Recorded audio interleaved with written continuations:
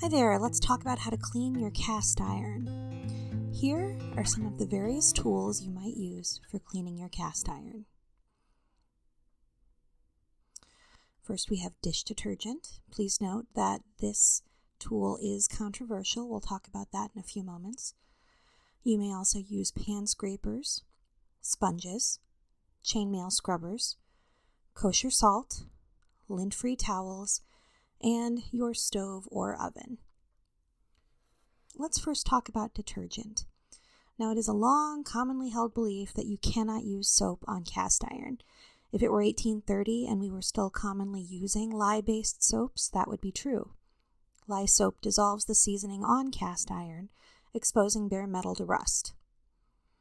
Modern dish detergents don't do that, so we are going to go ahead and use a drop or two to dissolve the grease on this dirty pan. Scrubbers are self-explanatory. You use the rough edges of a scrubber to help loosen any food debris that might remain on the pan. Salt can be made into a paste and scrubbed into the pan to also clear out any food debris. Any of these aforementioned tools can be used to scrub your cast iron, and if you're being aggressive, in combination with one another. Now, if you are too aggressive, your seasoning can be harmed, but that can always be reapplied. There are only two real ways you might damage your actual cast iron in this case. Soaking your pan, which might cause it to rust, but could still theoretically be repaired. Or immersing your hot pan in cold water, which might cause it to crack and unfortunately cannot be repaired. Now, the method I'm going to be demonstrating is the one I personally use, a chainmail scrubber and a bit of detergent. Now, please note, I have already wiped out all large deposits of grease in my pan. A lot of people choose to save that for future seasoning. I am throwing away what we're going to call liquid gold. I don't always use it. Personally, I tend to oil after I clean. But moving on, we're talking about the cleaning method today. After removing all the large deposits of grease, I'm going to go ahead and put a few drops of detergent in my skillet, let it soak up a little bit, and then I'm going to come in with my chainmail scrubber.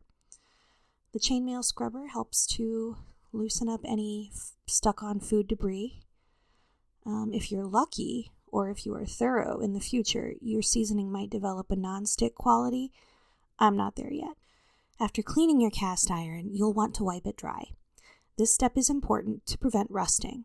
If the towel comes out black after wiping, that's not seasoning. That is not baked on polymerized oil. That is carbon, and that is an indication that your pan is not quite clean yet. You may or may not want to wipe a thin layer of your favorite oil on your pan before the next step.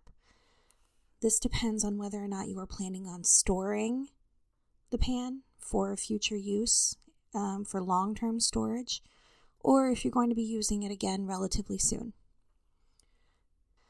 If you are not using your pan again in the near future, then you will want to put on a thin layer of mineral oil for long-term storage. We will be demonstrating this in a separate video. However, whichever oil you choose to put on your pan, if you choose to put a thin layer of your polymer oil on the pan, you will want to wipe it out until the pan is glossy but not soaked. Get rid of as much oil as you possibly can. Finally, put your cast iron on a low temperature burner for roughly 30 minutes to 45 minutes. This will ensure that your cast iron is fully dry and ready for storage or for another use the next day. Thanks so much. Please leave a comment. Please share your own methods. Have a great day.